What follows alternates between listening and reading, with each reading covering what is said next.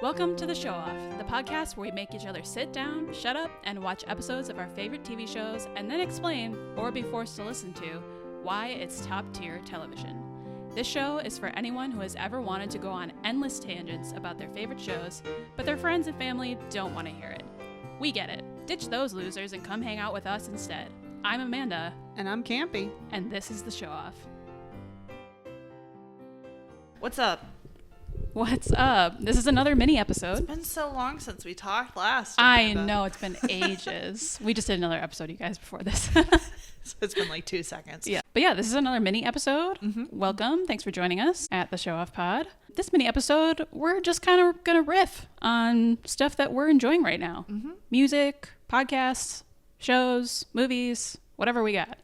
Yes, because I'm like, there's like something pent up inside of you, Amanda, that's... Oh, yeah. I mean, they're desperate to talk there about. almost always is. like pick a genre of thing. I'm usually dying to talk about something. But do you have one? You need to go first. I need to go first? Yeah. Okay. Well, I'll start with K-pop. Yeah, there it is. Prepare yourselves. Yeah, this is, if y'all don't know me, K-pop is like one of my major obsessions alongside TV. I've been in this game for 11 years, y'all. She's one of the OGs. I'm pretty OG. I mean, not super OG, but yeah, She's I've been around. hipster about K-pop. I'm pre-BTS. I'm a pre-BTS K-pop fan, which is not a ton of people can say, I would say. Mm-hmm. Yeah, I've been listening to K-pop since like 2013, you guys. It's been a second. I've seen a lot of people come and go, and we're now in freaking 5th generation K-pop. I don't even know. There's kids out here that are like 14 making music. I don't always listen to them. Honestly, I'm at the point where I'm like I got my ride or die groups and artists that I follow, and then everything else is just like, if it comes across my radar, I sometimes find stuff that I enjoy. Yeah, like a song here and there. Yeah, a song here and there. Yeah, so in that vein of things, I have come across a song that came out, oh my God, has it only been a week? I've listened to the song so many times that it feels like it's been out for 3 months. I think it's been out for a week.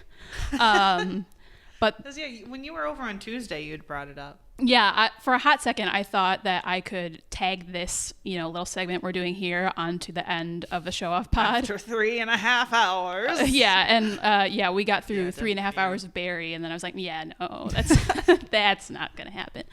I talk too much. Yeah, no, we both do. But yeah, that's why I get to talk about it today. So the song is Hey Ya by IVE. And IVE has been around for a couple years. They're a 6-member girl group from Starship Entertainment, which is one of the, I don't know, sort of, like they're a profitable company, but they're not one of these like huge companies. Like these days, the biggest companies are HYBE, which has BTS and a bunch of other groups. New Jeans is like a subsidiary of HYBE, et cetera, et cetera. They're kind of the biggest deal right now. Then you have SM, which is where most of the groups that I truly love live. And then, what am I missing? JYP. Those are kind of your big three right now. The big three used to be SM, JYP, and YG, which has Blackpink and Big Bang and 21. Yeah, you might know some of those. Interestingly, they've kind of fallen out of grace a little bit. They still have, Blackpink is still like a huge juggernaut in K-pop, but they don't make a lot of music. So HYBE has just kind of slowly and steadily taken over everyone. But anyway, that said, this group, IVE, is from a slightly smaller company called Starship. And y'all, this song is... like, I heard this song and I almost started crying because it just like, I was like, it feels like K-pop again. Oh my God, it's so amazing. And it has a huge chorus. Like, it's definitely like a summer banger, but not in like a tropical style, you know what I mean? Like, it's just, you can tell it's meant to be performed. It's meant to be heard in a stadium. It's meant to be jammed out to. The structure is so good.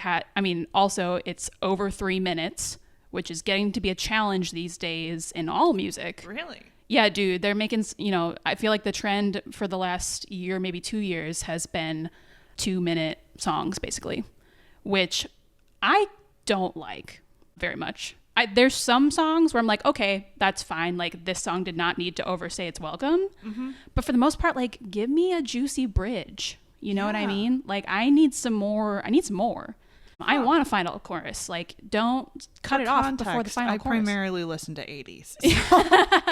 Yeah. Well, you listen to a lot of stuff. Yes. Yeah. But mostly 80s. Mostly 80s. Yeah. So that has been a kind of upsetting trend to me, the 2-minute song. This song is over 3 minutes.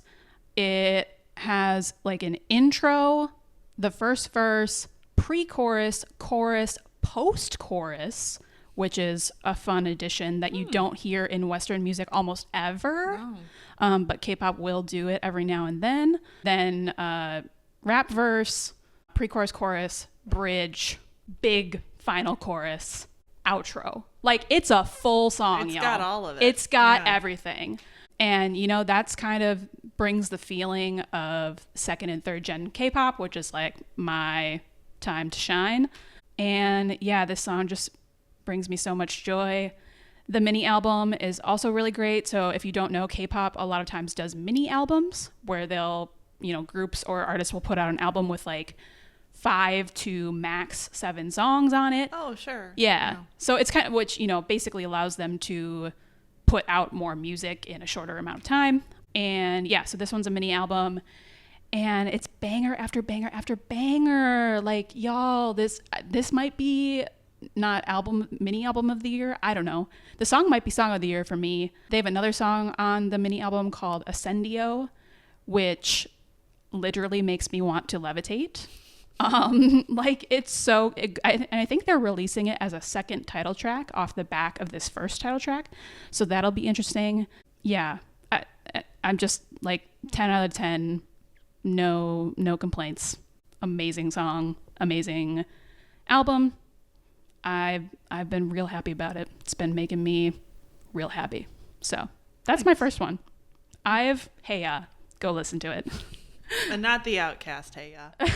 Yeah, no, like everybody I've seen react to this song has been like, hey ya, hey ya, hey ya, hey ya.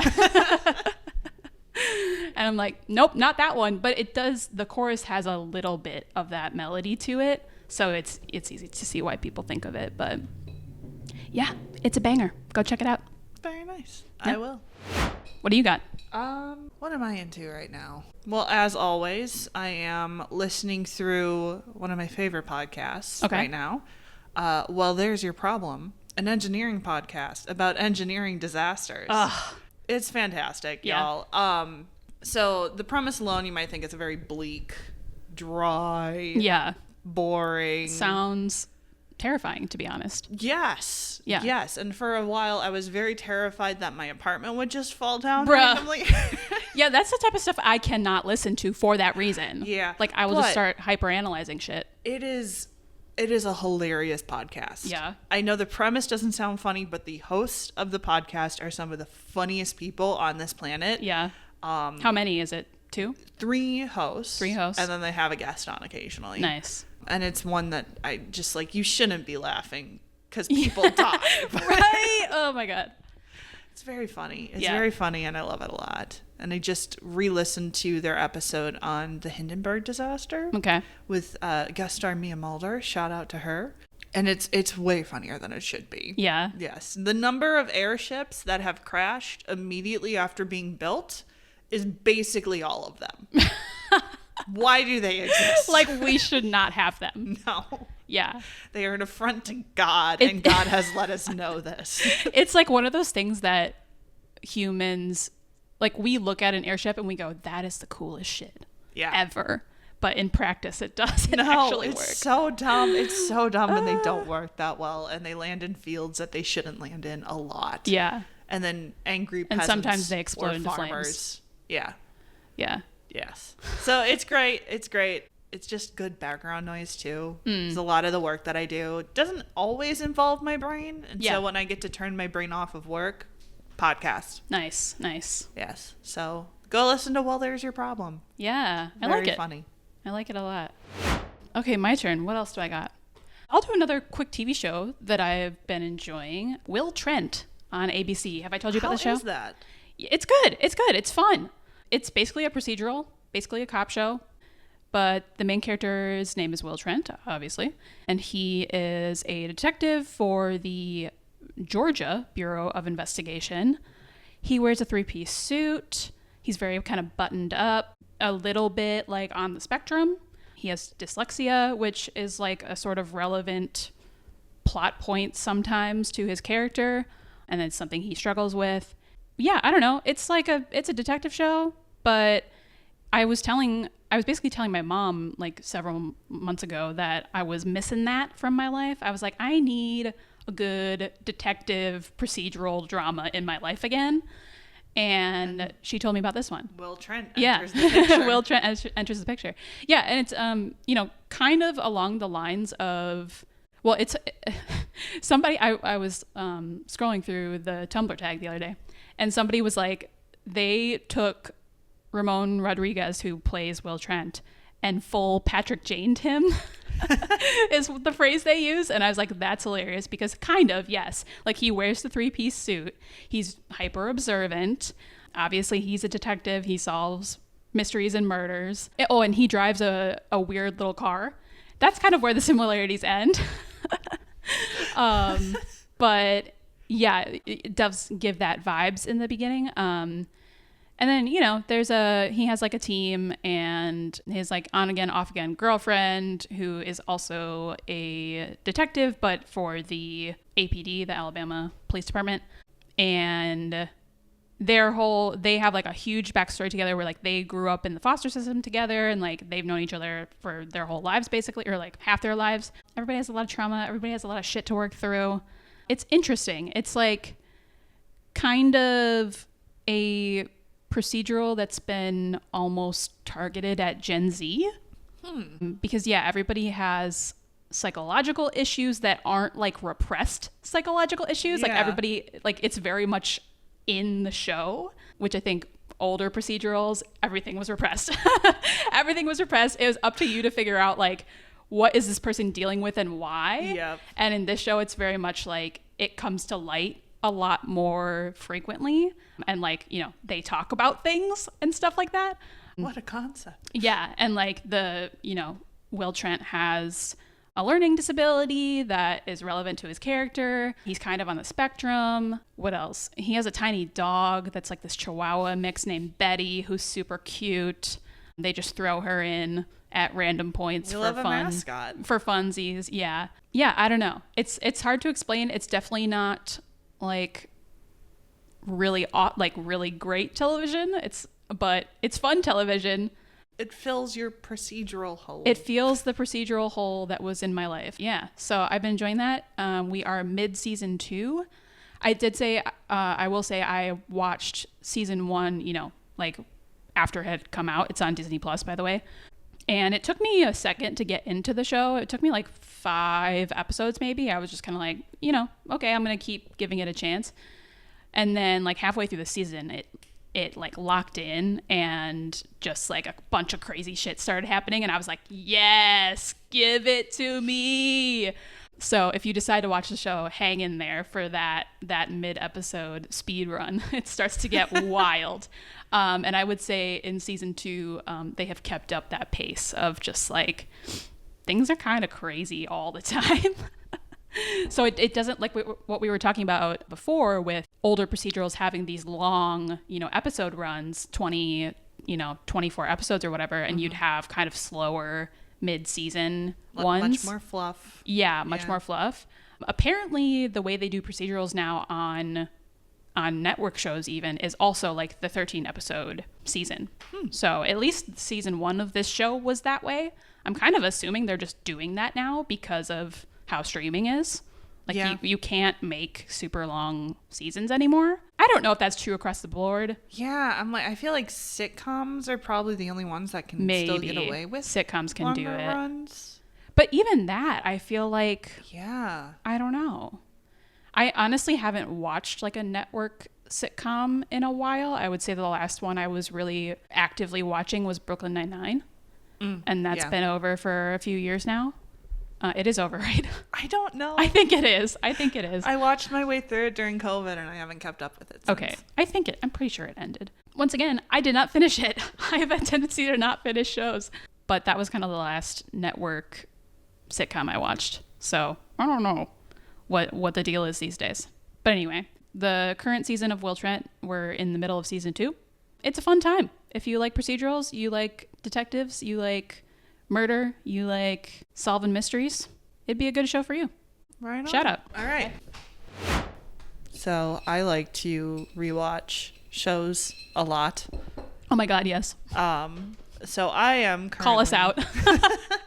I am rewatching for the umpteenth time Silicon Valley. Oh, yeah. I have not watched that show. So it's another Alec Berg show. So same guy who produced Barry. Okay. Yep. Produces Silicon Valley. So it's a short form dramedy. Okay. What network or what? HBO. HBO. Okay. Mm-hmm. So if you don't know the show, it's set in San Francisco, Silicon Valley. Mm-hmm. It's about the tech industry and follows around a scrappy team who's trying to change the world with their revolutionary tech. Mm-hmm. As you do. Yes. It is, if you work in tech, it is a phenomenal show. Yeah. Because there's just so much that's so relatable. Right. And that's how I got into it. My brother worked for Microsoft for a while, and he wasn't in Silicon Valley. He was out in Seattle. Yeah. Close enough. Yes. It's like the same thing, just Pacific Northwest variety. Right. More rain. Yes. But yeah, he got really into Silicon Valley, so he introduced the show to me. And it's just so funny, but it's so punchy. Like each episode, you have this impossible scenario where you're like, how are they going to solve their way through this one? And then by some miracle at the end of the episode, there's just some Hail Mary that comes into play it's an HBO show. So there's a lot of what? Oh my God, I didn't see that coming. Yeah. And I also just like the character development in the show. Nice. The main character, who's the CEO of the company, Richard Hendricks, starts off as a very optimistic, very naive type of dreamer. He's a programmer. He's a coder. He wants to change the world with his tech. Mm-hmm. And as the show progresses, he's slowly becoming more and more like the eccentric asshole billionaires that he despises. Okay. And that's how he starts to become. And it's just a fun show, fun characters, fun premise. Commentary on actual Silicon Valley tech bro life. Yes. Mm-hmm. And as someone who worked under a very eccentric billionaire, it's fun to see them just get shit on. Yeah. Yep. Yeah. So that's what I'm rewatching right now, especially because, we were talking about Barry. So I was just in the mood for Alec Berg, and Silicon Valley is not as dark as Barry. So a little bit more light. Yeah, exactly. And it's part of my very recent, I'm just going to watch a bunch of HBO comedies right now because I just finished watching Veep again. Oh, wow. Right before I went on to Silicon Valley. Another show I have not seen. Well, another show I'm going to make you watch at some point. I can't wait. No, that is actually a show that I've wanted to watch and just haven't. So you're into West Wing, right? Oh, yeah. Yeah. Yeah, I've seen a good chunk of it. Okay. I've never seen any of West Wing. Oh. So when we do talk about Veep, I am going to be very interested in your analysis comparing those two shows because very different vibes. Yeah, I might have to watch a few West Wing episodes whenever we do that to be able to compare. I mean, it's very different. I can tell you off the bat. I'm like, the juxtaposition Polar of opposites. The two is just going to be very fun. Yeah, like same environment, completely different tone. Mm-hmm. Yeah, cool. That's fun. I like that. I was also thinking while you're talking about Silicon Valley that is almost its own genre of show. Is like take a situation or I don't know, like lifestyle, job, whatever that is like able to be parodied and then turn it into a show that parodies that situation. So like there's that one. I thought of Portlandia. Oh, absolutely. I thought of, Abbott Elementary. I think. So like teachers. Yep. And Parks and Rec. Parks and Rec, government. That seems to be kind of its own kind of genre of show a little bit. Yeah. Which is kind of fun. I mean, and must say something about us as humans. We just like to see like our own lives, I don't know, told in a way that like, well, like highlights all the weirdness. One of my favorite shows of all time is the IT Crowd, which just makes fun of people who work in an IT department of a major company, which is me. Yep. It's just so funny to me. Yeah. Yeah. We just like seeing our lives mocked. Yeah. Well, or like we are sadists. The parts that we ourselves also mock. Yes. Yeah. For sure. Funny stuff. Okay. Let me think. I'm going to try and think of one more. We could do an odd three, I guess. I had one. Reading anything? Oh, you know what? We'll do that. I just finished The Seven Husbands of Evelyn Hugo. Have you heard of this book? I feel like I have, but I know nothing about it. Yeah, it's by, I believe the author is Taylor Jenkins Reid. Y'all correct me if I'm wrong on that. She also wrote Daisy Jones and the Six, which was made into an Amazon Prime show. Not familiar. That one's about a woman who was in like a huge... It's basically taking Stevie Nicks and Fleetwood Mac and kind of dramatizing that whole situation. It's very much inspired by Fleetwood Mac. Okay. I won't go into all the details, but Seven Husbands of Evelyn Hugo. Evelyn Hugo is like a almost Marilyn Monroe type celebrity actress. They call her a sex pot several times, which is a word I hate. But basically, like, you look at the cover and it's like this photo of her, I guess. Her like signature look was like an emerald green gown, and she had blonde hair. Okay. But she was Latina. Anyway, so it's like basically it's her telling the story of her life and why she had seven husbands, because there's this whole like drama and speculation around her of like, why did she get married so many times? Like, everybody wants to know the backstory of Evelyn Hugo.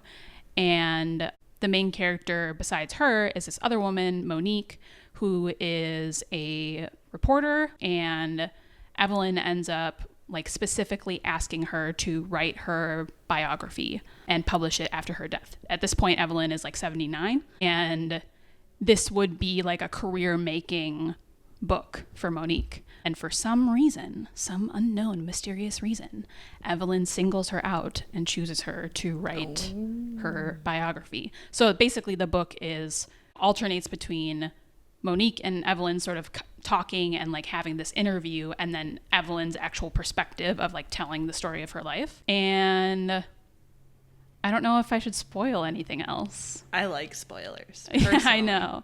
Okay, if you don't want to hear spoilers, you can skip ahead for a few minutes. But long story short, it's really gay. Like, the great love of her life was a woman who was also an actress. They were in movies together. And, you know, like, her first marriage she was like a teenager and married this guy to basically get from New York out to Hollywood to be able to like run away from her abusive father. And her mother had passed at that point, and she was like, literally, I'm going to use my looks to get this guy to marry me and take me to Hollywood, because she had heard that this dude was going to go out there to work in Hollywood. And then she gets out there, she like starts to get roles, like starts to basically try and be an actress, and she's really, really hot, so people notice. She eventually divorces that guy kind of once she gets into the industry. Then she marries another guy who she actually falls in love with, who is an actor, and they do some movies together, and like they're really popular and successful. But then he starts beating her, and eventually she divorces him. And then, but then like kind of while that divorce is happening, she has become friends with this woman, Celia. Then like they end up having a relationship together. And then basically like the rest of the book is like she marries her best friend, who is a man named Harry Cameron, and he's her producer on like a lot of these movies, and he's also gay. So they're beards for each other big time. Evelyn's bisexual, he's gay. Yeah. And then Celia, which is Evelyn's, I mean, just technically girlfriend at this point, partner, marries Harry's significant other. So like they basically they all live together, Yeah. but they're pretending to be straight, but then they're not. Yeah. So it's like a whole thing. Yeah. Yeah, and then like there's 4 additional marriages that you go through. And yeah, it's dramatic, it's fun, it's interesting. I mean, the commentary on obviously LGBTQ plus stuff, you know, rights and like going through all of that in the 60s, 70s, 80s, 90s up till today basically. Yeah. You know, this woman's whole life, and she, you know, did not feel comfortable coming out until like literally after her death. Jesus. Because of all the stuff that she went through, and like that her career and her family's careers would be ruined basically if that were to ever be publicized. And then there's, you know, there's a twist involving Monique and why Evelyn has chosen Monique to write her story. So it's just good. You're going to keep that one a spoiler. I am going to keep that one a spoiler. Free. Yeah. Because pretty much the whole time you're trying to figure out, why did she pick her? Like, what, you know, like she's a good writer or whatever, but like you could have anyone. Why her? And I will admit, I didn't see it coming. So they got me. She got me. Taylor Jenkins Reid, The 7 Husbands of Evelyn Hugo. I recommend it. I would not be surprised if it gets turned into a miniseries at some point, because you can literally like 1 episode per husband. Yeah. Maybe 2 for Harry Cameron because they were married for like 30 years. And I mean, they did just recently adopt Lessons in Chemistry. Lessons in Chemistry, which I watched and it was good. Which I enjoyed need it. To watch yet. Yeah. I didn't read the book. I just watched the show actually. So I've only read the book. Okay. Yeah, but I mean, there's basically what I'm trying to say is there is precedent. Yeah, exactly. Yeah. Thank you. Yeah. Well, yeah, and they made Daisy Jones and the Six into a series, which is a book by the same author.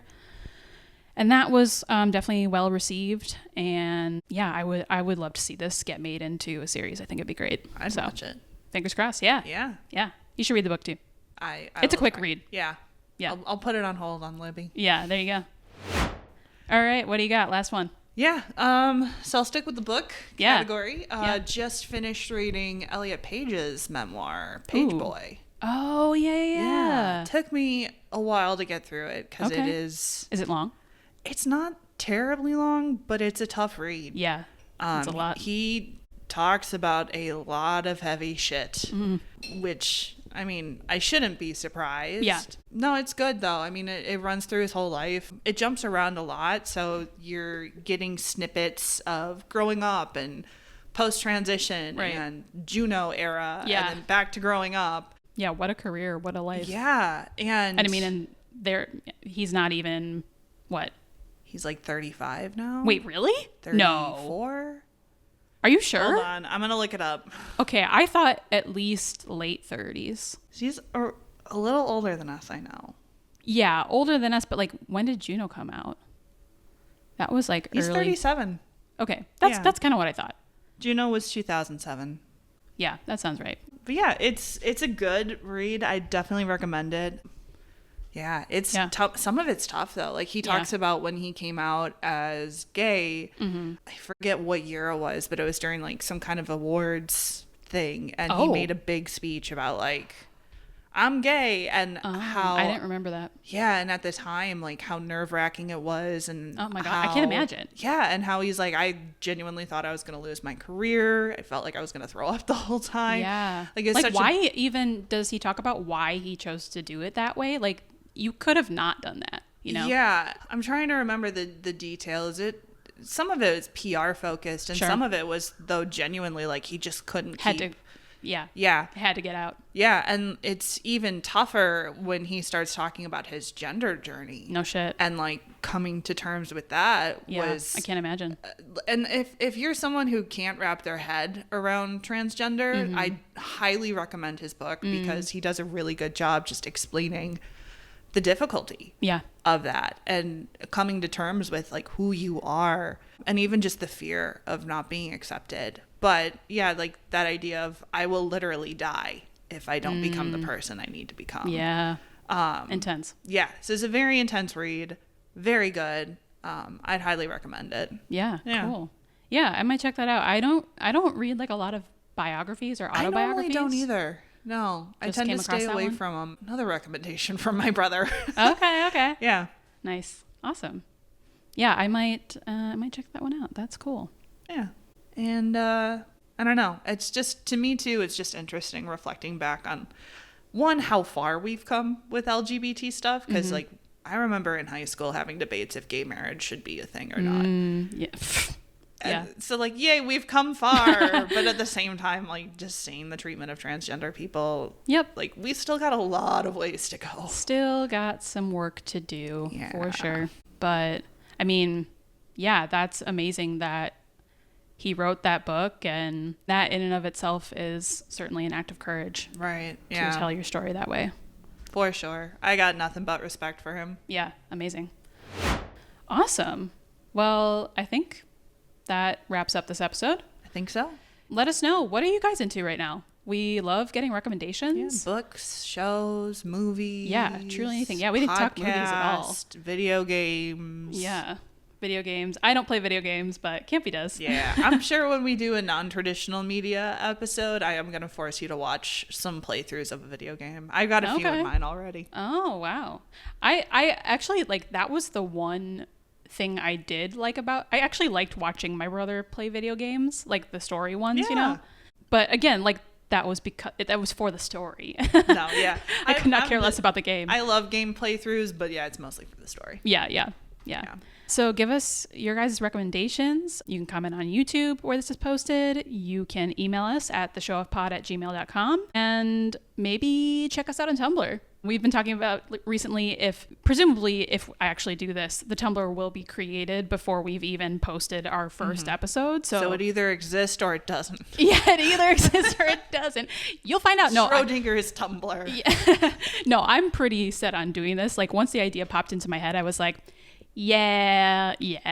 I do spend some time of my life on Tumblr. So, and you know, I think that's where our people are, honestly. The TV show fanatics, that's where they live. Yeah. I apologize. My only experience with Tumblr is college for a comms class when we were forced to do assignments by writing Tumblr blog posts. Oh, and how'd it that just go? ruined the experience for Oh, me. no! What did you have to write about, though? I don't even remember. Like, what? Who decided? Like, what? It was why? I don't even remember what the class was specifically. The only topic I remember in that class is talking about the singularity. I don't know what that means. Where technology reaches a point that it surpasses human understanding. AI beyond what humans can control. That's for another episode, y'all. Yeah, and apparently it's coming. Yeah. You know, they're going to take us over one day. Robots rule the world. Tumblr unfortunately was ruined for me because of that class. You know, it's redeem it for me, Amanda. It's another weird corner of the internet, you know. Podcast fans. I think people shit on it a lot, honestly. But like, it's no different than any other social media platform. Like, it's just a place where people hang out. Right. But yeah, like you can shit on all the different social media websites. Like everybody's always got something to shit on. Yeah, for sure. Tumblr is definitely one of the more nerdy ones, the more fandom-y ones. That's our people. The more artsy ones. Our people. Yeah, it's our people. So yeah, we probably are going to have a Tumblr. It's probably going to be the Show Off Pod. Just search us. And yeah, you'll probably find our episodes there. I'm going to repost a lot of GIFs. I don't make GIFs, but I love a GIF set. I think it's an art form. Truly, some people are so good at it. It like blows my mind. But yeah, check us out there if you want. Let us know what you're into right now, and we'll catch you next time. Yeah. Bye. Bye. Thanks for listening to this episode of The Show Off. If you enjoyed this one, go ahead and leave us a 5-star rating on Apple Podcast and give us your review of our episode pick for this week's pod. You can also email us at theshowoffpod@gmail.com. See you all next week.